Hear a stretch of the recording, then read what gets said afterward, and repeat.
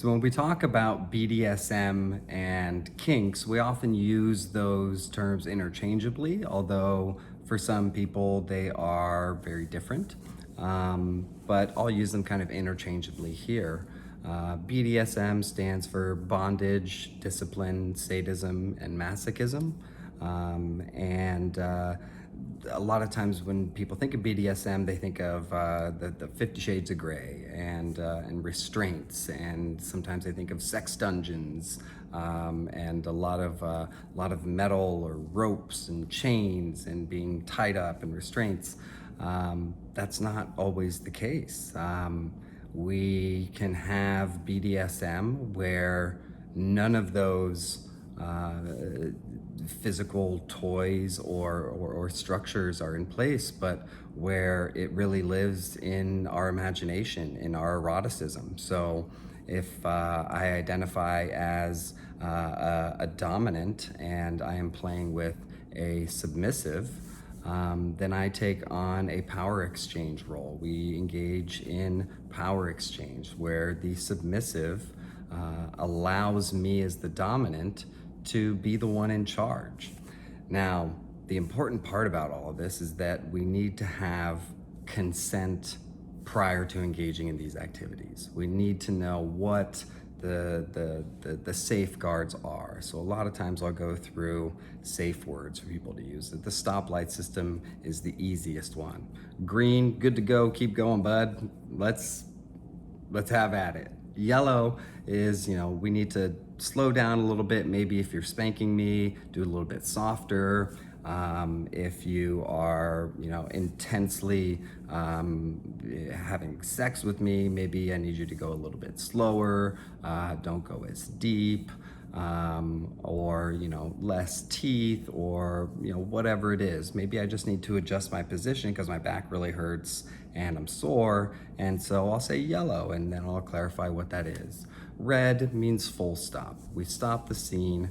We stop having sex. If you're in your partner, you come out of your partner safely. And then when the person who has said red has had some time to decompress and calm down, there needs to be a follow-up on, hey, what came up for you there?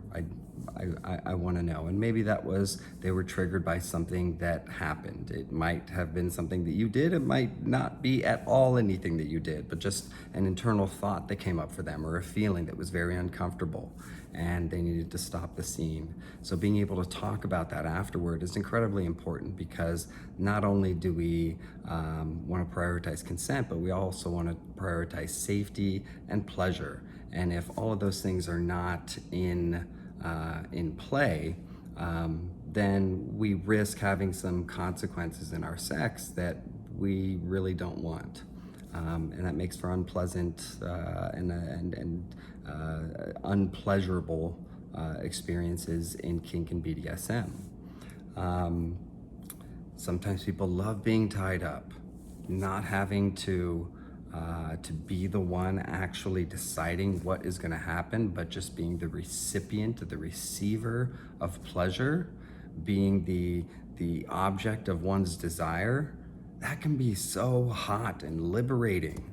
And then for the dominant, to be the one who is able to, within the pre-agreed upon limits, right, do whatever they want to be able to please themselves and their partner as they're tied up. That can be incredibly sexy and arousing and fun. The important part of this is just that we get creative and that we get playful and that we get curious, not only about ourselves, but about our partners, and we learn about our partners, and we learn what they like and what they don't like. And communication is so crucially important. A lot of times people tend to clam up and get silent during sex. I say, make it the time you talk the most, unless that's something that distracts you and takes away from your pleasure, right? Then there's a conversation to have about that. So there can't be a happy middle ground in there. But that's something that I really like helping people to kind of explore is, how do I do this in a safe way? How do I do this in a fun way? And how do I talk to my partner about something that I've never told them before, but I really kind of want to try? So we go through that, we demystify some of the things that are getting in the way of you pursuing that pleasure, and we give you the tools and resources to be able to have that conversation with your partner whenever you're ready to do that. Um, so I hope that helps.